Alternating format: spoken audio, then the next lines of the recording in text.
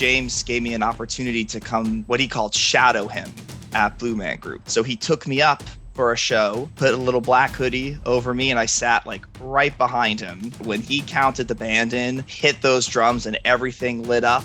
His drums lit up, his sticks lit up, he lit up, his bandmates lit up, and I was right there. I never ever experienced something like that. I mean, his drumstick was like an inch away from my face as he was playing the show. And I remember leaving that shadowing experience saying, I want that gig someday. I want to be able to do that. What is going on, everybody? Welcome back to the Drum Show. I am excited. I get to often do interviews with tons of drummers, teachers, all kinds of stuff. But today I'm pumped to do an interview with Alex McGillivray. Alex, you can say hello to everybody. Hello, everybody. It's great to be here.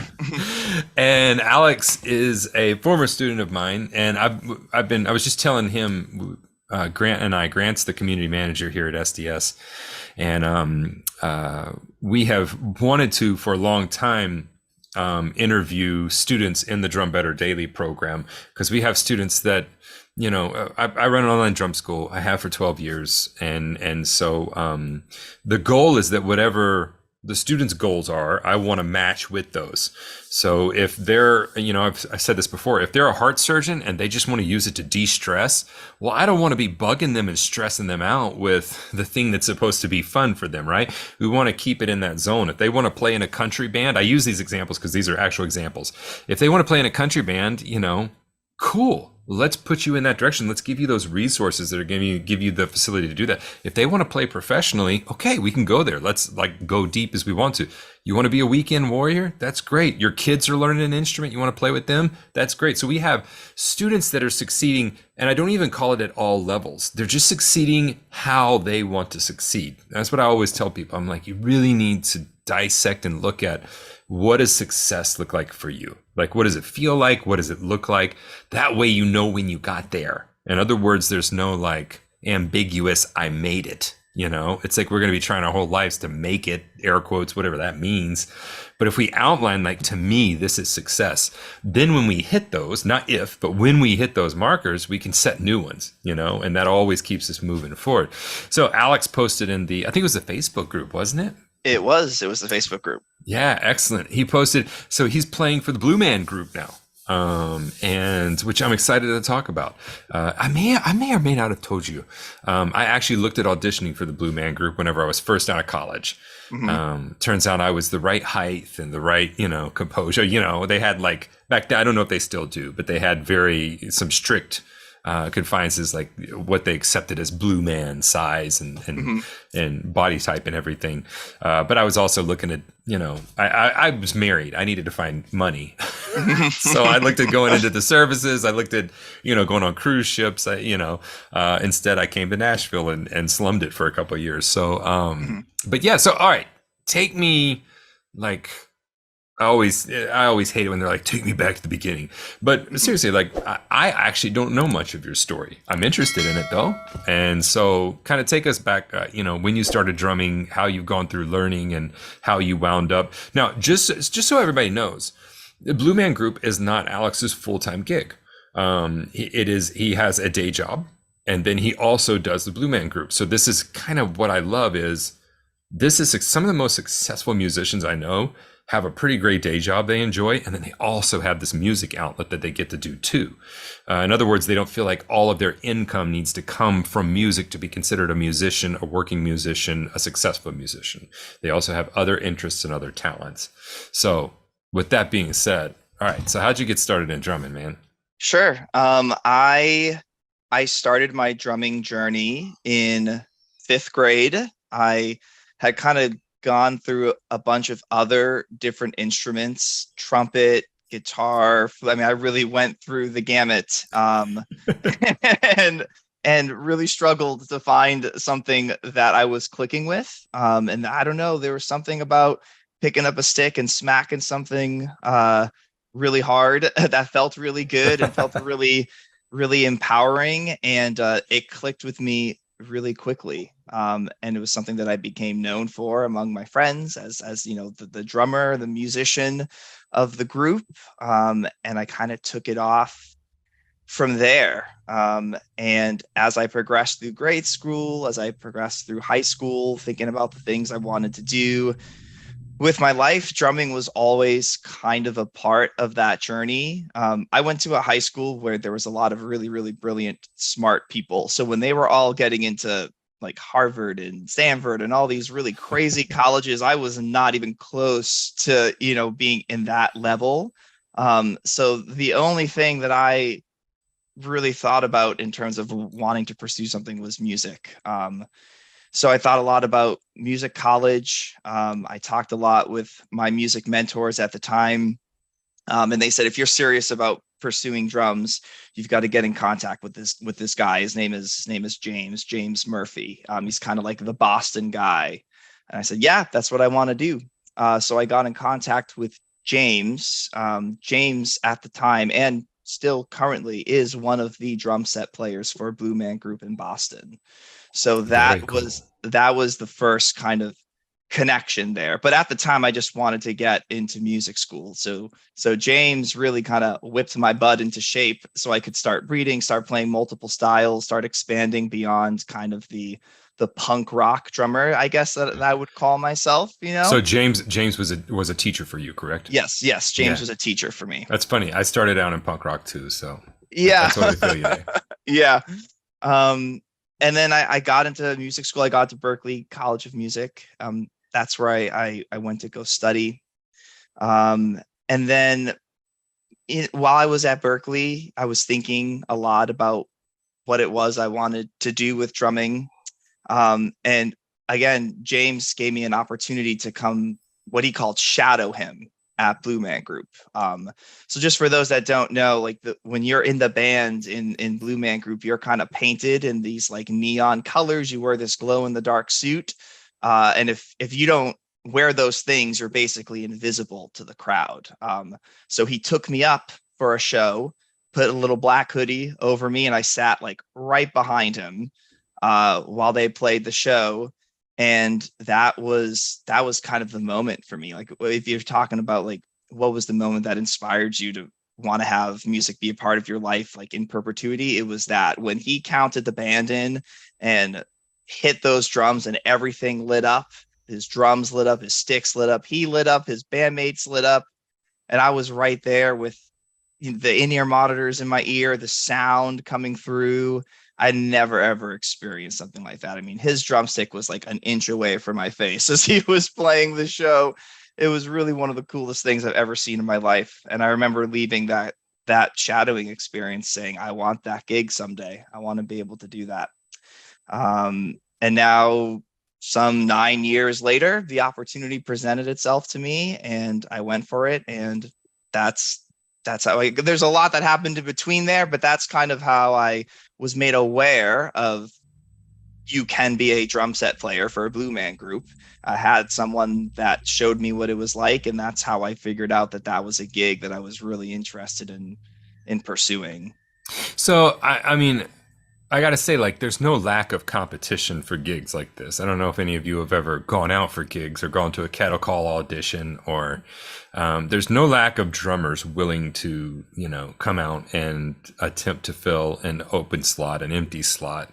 And you're kind of always putting your name in the pot. I mean, I just met with someone local here that has a music school, and it's a college accredited music school, and I don't have the time to teach in person right now because of my travel schedule and my online teaching schedule. But I was going to give her some recommendations and whatnot of guys that I knew in the area. And she was saying, and we're doing some stage productions. We've got Annie coming up. And it was like instinctively, I was like, you know what? I started out in stage show work. If you need anybody, just give me a holler. Like I immediately was like throwing my hat in the ring, like, and it's a local stage show where they'll probably get 100 people to come, but I'm still just that guy that's like, well, I mean, if you need a drummer, I'm here, you could just call me. So it's like, I don't know that ever goes away. So how did the opportunity come about? I'm assuming it was from contacts you had before from your old drum teacher. Or maybe not. Yeah.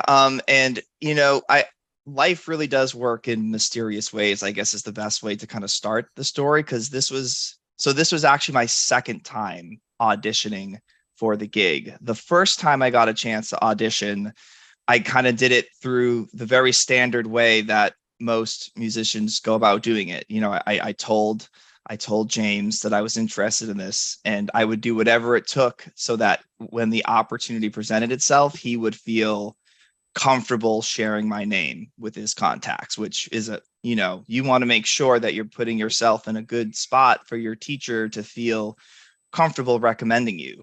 Um, and that opportunity came.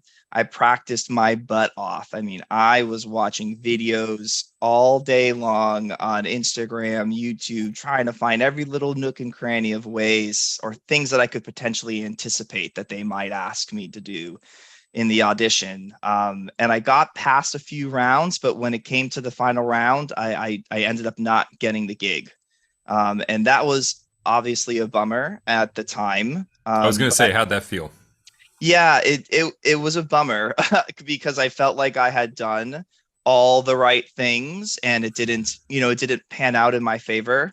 But I also feel like I really learned a lot about myself. I mean, you learn so much going through a process like that about what it means to be in a high pressure situation, what it means to take musical direction from somebody, and how to sit behind a kit that you're not familiar with and learn something really quickly and try to make the rest of the band and everyone feel comfortable with the way you're interacting with them. So many invaluable lessons that I took from that experience. You And I know, always, yeah. it's important because we always focus so much on drumming. We should. Hmm. It's what we do. It's our craft. Yep. But there's so many things that orbit around drumming that are different skills Hmm. that may not be taught in a one-on-one lesson. And I was just talking to my son about this. He's 15, so he's interviewing for his first jobs.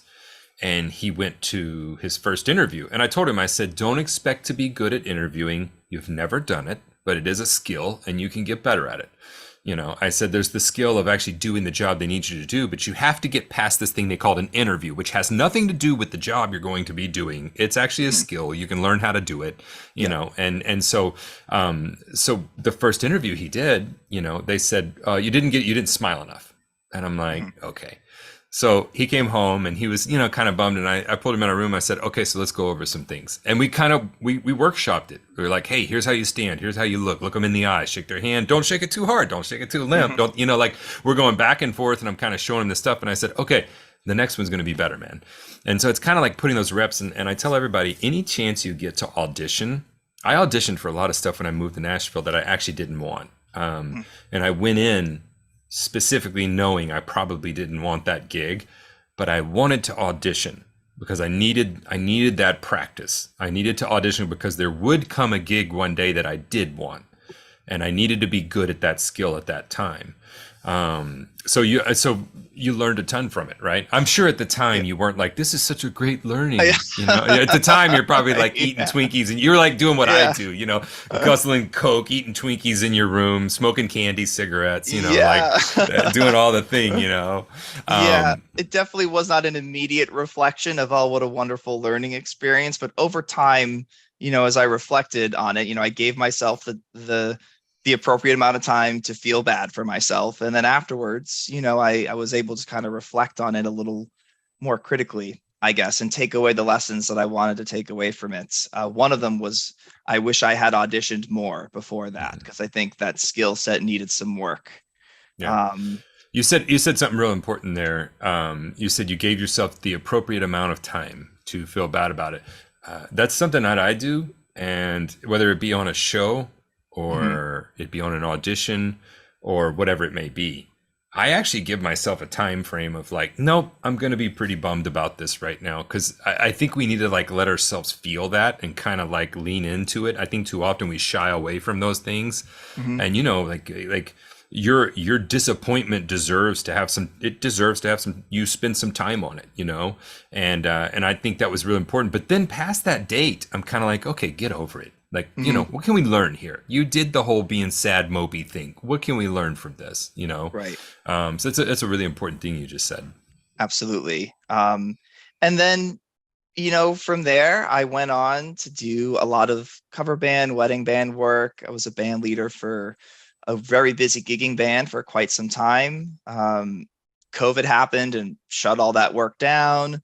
And kind of in the midst of all of that journey, I had thought to myself, one of the things that process made me reflect on is what other things could I do that would make me really happy. I never was someone that wanted to just get a day job for the sake of getting a day job, but I really loved education and I really loved uh, the work I was doing with students at the time when I was teaching drums. And I thought maybe I could try to pursue that in another field or another sector. So during all that time while I was doing that gigging work, I got a master's in education, and then I ended up kind of weaving my way through different higher education institutes to now I kind of work in this really niche field of medical education where I basically do like operations management for Hmm. medical school students that rotate through a Boston hospital. It's a great, I mean, I love it. I really love the impact I have on the students there because they're able to focus on their education with my project management work, kind of getting rid of that administrative burden. Very cool. Um, yeah. And then one day, just walking home from work, not even really thinking all that much about the musical side of my life, the music director for Blue Man Group messaged me on Instagram and told me that they were having auditions again, and that he remembered me from last time, and that if I wanted to give it another shot, they'd love to have me. I mean, totally and completely out of the blue. Was not expecting it at all. Kind of like I stood still in my tracks for a second and had to like catch my breath. I couldn't believe that I was going to maybe get another chance to go for a gig I had wanted so badly. And I kind of went back into like college Alex mode. I set my drums all the way back up and was just rehearsing every single day leading up to the audition. How much I, time did you have to prep for it? I think from the moment I got the message to the audition day, I had about a week or so to prep for it. And there was 3 rounds of auditions for the gig. And every step of the way, I mean, I was going to work and then running home and then begging my roommate to, not be furious with me as I as I practice intensely into the night. And it was a really, really challenging but rewarding experience to dive that deeply again into practicing for something. So, what was the difference this time between the two auditions? I think this time I felt more comfortable. There was a sense that this opportunity had come to me, and I wasn't expecting it. So the worst thing that could happen would be that maybe I don't get the gig again, but I got a Mhm. chance to try. Where I don't know, I felt like I had so much pressure. I put so much pressure on myself in that first time I had went for the gig. I also didn't just have the professional experience. I was essentially fresh out of college and had done a lot of kind of gigs within the student community, but had never ever gone out into the professional world and had tried to listen to a music director tell me to change something about the way I'm playing. It Yeah. just had never happened. So, do you think a lot of the time that you spent doing wedding bands, party bands, that kind of stuff, do you think that came into play? 100%. I think being able to kind of function one in high pressure situation, be able to change something on the fly, be able to listen to the musicians that I'm playing with, be able to kind of catch something and then change the way I'm doing something in the moment. All of those things felt like just kind of clicked in me. And because they were so ingrained in my muscle memory, when I went into this situation again, when I was asked to do certain things, I had that experience to kind of fall back on and just go, okay, I just have to translate that now into this specific scenario. I have some context of how to do that in other scenarios. I want to take that skill set now and do it in this very specific circumstance. Very cool. Mhm. So go through all the rounds of auditions, and how did you find out that you got the gig? Sure. So the way that they run the audition, they essentially they play you parts, right? They play you parts of the show, and they do it kind of fairly succinctly. They play it for you, and they might play it for you again at a slower tempo, or without the band, or just with the drums. Ask you if you have any questions, and they'll go, "All right, sit down and show us what you got." Um, so we went through kind of multiple rounds of that, of me just watching the drummer play parts of the show, and then I would sit down and I would repeat those parts back to them. And after the first round, I got a call back and said, "We would like you to come back the next day. We're going to kind of go through this process again and see how much you of this you retained." And then in the second round of auditions, I basically went back and showed them all the things that I retained from the first round. And then it was there they started to give me some musical direction. Like, can you pull out the toms a little bit more in this? You're pushing the band a little too much here. Can you bring it back? You're doing a fill here that isn't quite Blue Man Group vocabulary. Can you try to pull it back and make it sound a little more like this? And I would take that direction and then again kind of bring it back into playing with the band. And then in the final round, I believe it's the music director from New York came down to watch me play I with the mean, band. deep inside, I wanted it to be like a knife fight or something Yeah, between you and one of the other, people audition. Like, all right, you two get in that room. The one yeah. that walks out has the gig. Just a sword stick fight with drumsticks. Exactly. um, but yeah, then the music director came and watched me perform. I took musical direction from him as well. Um, and that's kind of like the meat and potatoes of it. It's basically a call and response. They're showing you parts of the show, and they want to see if you're able to emulate that with their energy, with their musical direction, and also if you're able to adapt to the things that they want you to do.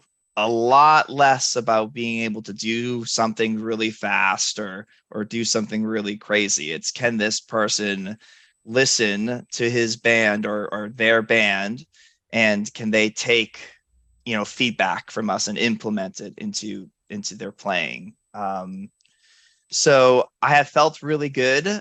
I felt I had done a pretty good job, and I had asked, like, when do you think like this is gonna? When do you think people are gonna hear from this? And there's it's like, well, we think within the next day or so. So I might have gotten the worst night's sleep in my I entire was gonna life. say, all right, Then well, you just set me up to not yeah, sleep at yeah, all. yeah. I may have gotten the worst night's sleep in my entire life because I had felt so good about it that I was like, I really think that someone's really gonna have to outperform me here.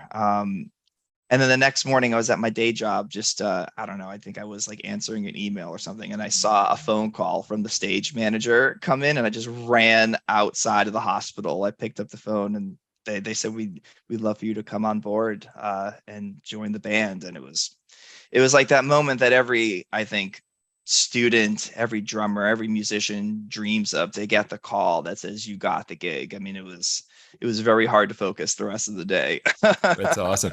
All right, so now you had told me this isn't a full time gig for you, so you're not the full time drummer for it, correct? Correct. I'm one of the part-time guys. Okay, cool. How many of those are there? So we have 5 drummers in total in the Boston show. And Okay. we all kind of split it to varying degrees. But there's a full-time guy, and then the rest of us sort of split the workload depending on our schedules. And some people want to gig more than others do. So it all just kind of depends on the month-to-month schedule. Now, some people are going to ask, why doesn't the full time guy play all the shows? There's too many. There's too many shows throughout the month for that person to do. And So also, does he pick the shows he wants to play, or is he on a pretty set schedule? um, he he makes the schedule for all of us. Okay. And we give him our input. We'll say like what our schedule is and what we're able to do, what we're not able to do. And then from there, we kind of build out a schedule that makes sense for all the drummers. Okay. Very cool. Very cool. So how many shows a month are you getting to play? It depends on the month. Like right now, we're about to head into April, which is a pretty busy month because of April Vacation School Week. Whenever Hmm. school is out, the amount of shows really ramps up. So in April, I think I'm on something like 8 or 9 shows. Okay. But then coming out of March, which is typically a slower month, I think I only have like 3 or 4 Okay. for the month of March. So it really kind of ebbs and flows depending on the busyness of the schedule itself. And then, whatever the schedule may be for the full-time guys, if they're on vacation or if they're out sick, et cetera, those things will impact how many more shows we might play. Right. Okay. So this, and I want to pull a couple things out of this because I always like to, I mean, it's one thing to, I mean, I just got off an interview with Daru, and Daru is an amazing drummer. He's here in Nashville. He's played with Jack White for many, many years, along with all the work he's done with the hip hop community. He's on the cover of Modern Drummer this month. And like, I interview those cats that are, they're doing it on a different level. But for some people, it's like, that's not really realistic for me. I don't want to do that. There is a lifestyle that comes along with being gone all year on tour, and we were just talking about, he's like, yeah, I just got back from a year long. We were just out. There's, that is a life. And some people don't want all of that, but they do want some type of it in their life. So to me, these are, interviews like this, they're very applicable for people, very graspable, very, kind of grassroots, boots on the ground style stuff. So you mentioned something earlier, and it's a theme that's gone through my entire career. And that is your drum teacher. Being one of the, I've had many teachers, and that's kind of how we met. Like at some point you came through the lessons, and there's a lot, I've had so many people I can be like, man, I learned, and I'll go through whatever material I went through from them, that I gleaned and took it, if Gary Chester came in this, came back to life and walked through this door, I'd be like, I never took a lesson from you, but you've been teaching me my whole life with the new breed, Right. And so I think it's interesting that you said, you went ahead and you vocalized to your drum teacher that you were interested in gigs, you were interested in playing out, and then you put in the work to show him that you were. And what a lot of people don't understand is that as a drum teacher, especially when I was teaching in person, I was always looking for a student that I could suggest to a gig. I was always looking for a student because I'm going to have gigs I can't do. I'm going to get sick. I'm going to, et cetera, and so forth. And I want to have somebody in my back pocket that I can pull out and be like, you don't know this cat, he can do the job. And it's like, if that can come from a student roster, all the better. Because my first gigs came from my drum teachers. The cat that recommended me to my drum teacher at the time, Henrique was my teacher. When I was in high school, and I walked in and he said, I don't take high school students, so if you don't practice, you're out. And I was like, oh, okay. I was like, I'm Steven, by the way. Yep. And he's the one that recommended me for my first gig. He couldn't do the gig. He was doing something else. It was my first one where I was the drum set player. I had played earlier that year a stage show where I was the percussion player. And he said, no, I think Steven can do it. He knew the musical director, and he said, give him the material, I'll work with him on it. So I actually brought the material to my lessons, and we would go through that material. He would look at the recordings. He was helping me understand how to do that. So he felt he had done a good job in referring someone that maybe wasn't quite there, but that was very malleable and teachable. And he knew he was investing for the future because he knew this musical director needed lots of players all the time. And so he wasn't scared of it, like taking his work. And then fast forward a few years, my first full-time gig on Bourbon Street, it came from a drum teacher. He was down there for 6 months. They were starting an afternoon band, and he said, I know a guy. And he sent me an email. He's like, I think you need to come audition for this gig. And I can point to, playing with my drum teachers in groups, them like, and. So when you go to drum lessons, I always tell people, I'm like, it's not that you're coming unprepared to the lesson every week.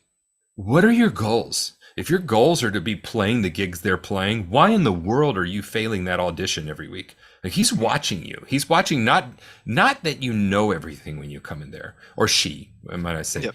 Yep. They're watching that you are putting the work in, and that they can tell that you worked on it, and they can tell that they can see the progress. They can see you're getting better. You're showing up prepared. Like, those things are really important, because it's all the ancillary stuff that you pay attention to. It's like, did they bring all their stuff here? Did they at least try to get through the material? Do they have an excuse of why, did school get in the way? Like, and I did that with every teacher. I would go in with just like written logs of like, and in college, they could physically see me there. I had other students coming and complaining because I was in the practice room too. I was like taking all the practice, but I wanted to show him, like, I'm here to do a job, so keep me in mind, and I think that's the reason that you got the call back, was originally your teacher was like, yep, go ahead and let him in here. And then that musical director remembers that, Mm-hmm.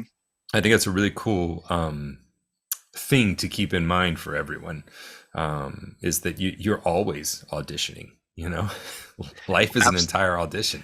Absolutely. And I think to add to that, you just never know who is watching, right? There's, outside of Blue Man Group, I have certainly gotten calls or recommendations for other gigs because someone is out watching my cover band, or the band manager for one of the bands I played with saw that I was able to show up and bail them out of a bad situation, last minute sub, last minute call in. And I did a good enough job where they recommended me to do the same for someone else. So in many ways that's a gig, but you're also kind of auditioning for the other members of the band to see if you're a good hang, if you showed up and did a good job, and then they're going to recommend you to their musicians. And it compounds and compounds and compounds. It's always an audition.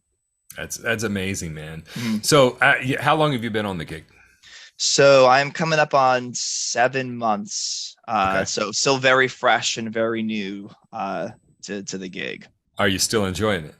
Yes, I love it so much. I still, it's starting to feel a little bit more like, oh, okay, like I'm going to Blue Man Group this week. Like I'm going to do my gig. But it still feels very surreal in that it was something I wanted for so long. And I do think it's rare for someone to know exactly what gig they want and then to go out and to achieve that specific gig. I think it's a rare thing for people to accomplish. So I'm very grateful. I feel very fortunate, and I feel lucky and thankful that that's the way that my life worked out, and the way that opportunity presented itself to me. Yeah, man. And once you've been on a gig for a little while, it can start to be, well, it can be like, well, I'm going to work again. Mm-hmm. It kind of loses the new shiny thing, and something that, when I was on Bourbon Street, of course, I was playing 5-6 nights a week, 4 or 5 hour shifts, sometimes a double during the day, depending. Mm-hmm. So I may have played a 4 or 5 hour shift before, taken a break and was playing another one.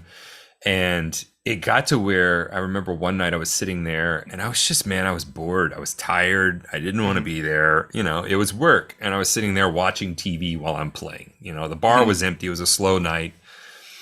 And I was like, I don't want to do this. I don't want to like mail it in. I mean, yeah, I'm doing the job. Sure, I'm here. I'm like doing the thing, right?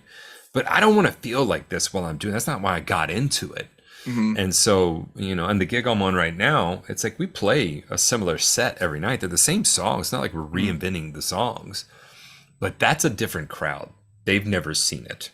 And my first drum teacher, when we were walking back, I had auditioned and gotten the gig on Bourbon Street. He was more excited than I was, by the way. He was like bouncing up and down. He's like, and he was real big on, even when you come in, you're having a rough day. He said, you got to remember those people worked all week and looked forward to coming to see you play. Specifically, they wanted to come to this club on this street, and they were coming to hear the music and to see you play. He said, so it doesn't matter what kind of day you had. When you step on that stage, the day's got to fall off of you, and you have to deliver because those people have been working all week to come. You are their enjoyment for the week for a lot of them. And I think, I try to take a couple seconds before I go on stage every night, no matter the venue we're playing, no matter if it's small or large. I try to just kind of like rekindle that energy, that like, I get to do this. I'm really grateful I get to do this. I'm really excited. This isn't just, this is not going to be another show where I mail it in. And then I try to just be there. Like every note I'm playing, I try to just be in that note and not get distracted. That's a hard thing to do after you've been on a gig for a while.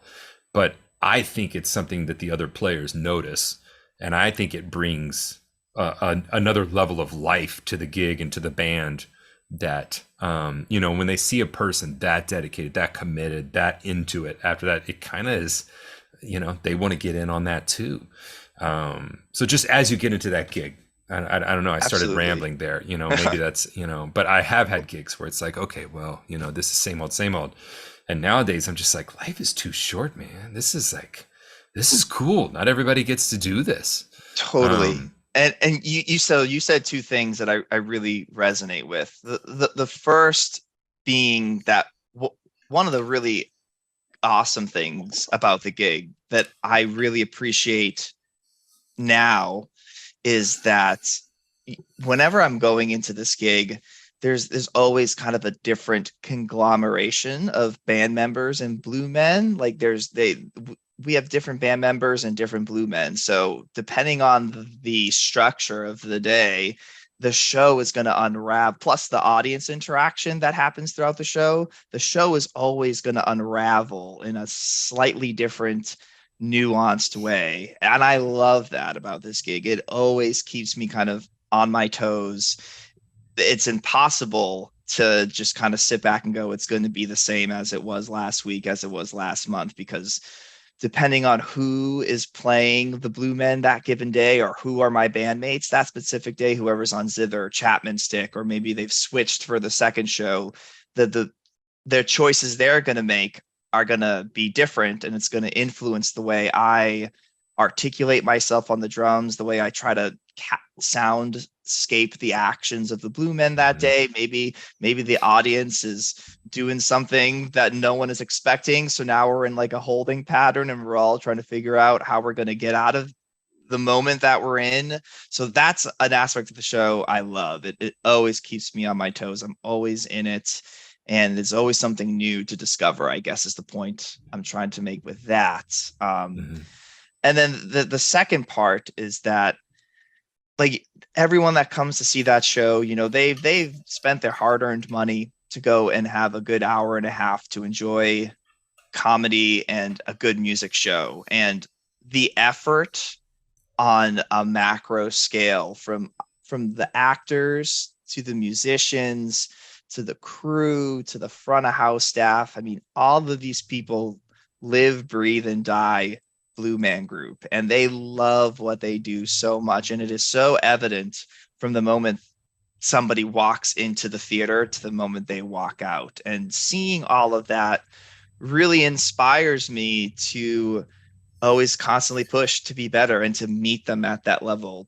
To mail it in would be such a disservice to the show and to everyone else that is putting their best foot forward every single day. And I love that. I feel like I'm in this community that really cares about the product that we are giving out to people that are trying to enjoy a show. So every time I walk into that theater, I'm extremely grateful, and I'm inspired to try to learn something new and to try to be just a little bit better than I was at the last show.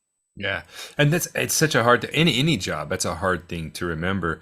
There's a great book called Musicking, and it's I forget the artist or the author's name, but it talks about music being a community thing, and it's not just the musicians up there, it's the crowd, it's the people that made the chairs you're sitting on, it's the people that serve the food, it's the people that clean the venue. Like, everybody is a part of, it's the people that made the light fixtures. Everybody is a part of the act of creating music. It's not just the musicians. I believe anything can be an art form. I was talking to somebody earlier today, and they were expressing the importance of the arts, and and I was saying, I don't care if my kid's passionate about marbles. I'm going to dive into that with them. I just want them to find their passion. And they said, yeah, but marbles are different than music. Music is art. And I'm like, no, it's not. Marbles can be art. Like, it depends on your view of it. I don't want art to be that narrow. If you've ever gone on a date and you get a really bad waiter, it's like you waited all week, you asked the girl out, you've been nervous for like 3 days, you Mhm. saved money, you probably shouldn't be putting towards a date, but you kind of want to Mhm. take a chance on this girl.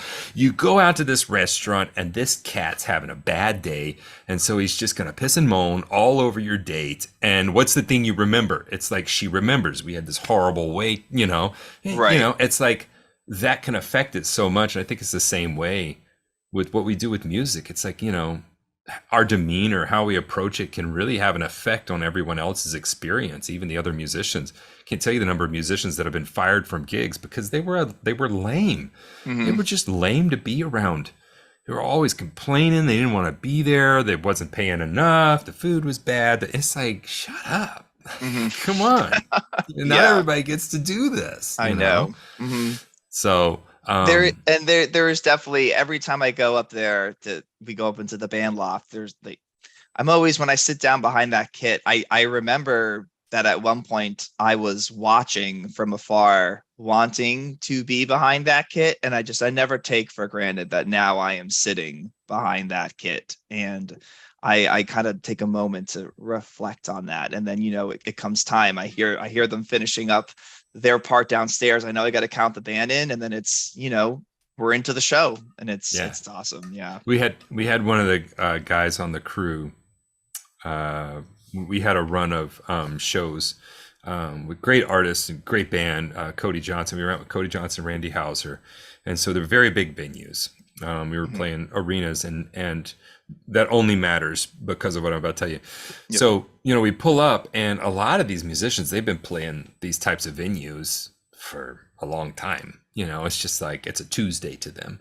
Yep. And one of the guys on the crew we were running, he was new to these types of venues. He had worked in great studios. He had been, and he was excited about it. And we were kind of setting up on the wings, waiting for our turn to sound check in this massive room. It's like, and so he said, man, I mean, a lot of these guys have done it so much. It's just kind of like they're not really excited about this, and you kind of feel bad and don't want to be excited about it. But this is my first time to do a venue like this, Mhm. and I looked at him. I said, no, you should be excited and you should talk about it and you should be pumped about it because not many people get to do this. I said, this Right. is like, don't take it for granted, and I Mhm. said, this is actually really cool. And so later we were loading onto the stage and he walked past me and he grinned and he said, pretty effing cool, huh? Yeah. I was like, yeah, you better believe it is, Yeah.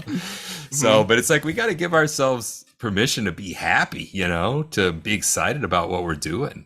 Mhm. So, well, very cool. I don't want to keep you all day. I just wanted to kind of shine a light on, perseverance, success, hard work. I'm proud of you. I'm proud for you Thank you. for what you're doing. I'm excited to see what you do next. Thank you. I think it's gonna be great. So thanks for taking the time to chat with me and share your story. Of I know I course. learned a lot from it. So, Great. I was really honored to be asked. Thank you for having me. oh, you bet, you bet. Well, everybody, I will let everybody go. Practice this week. Set your goals. Figure out what you want to do. Why you want to do it. Then you'll know when you get there. Maybe you're like Alex. You're like, I want to play in the Blue Man Group. Hey, maybe it takes 10 years. We don't know. We don't know. Just keep going towards the goals. And I will see you here in the next episode.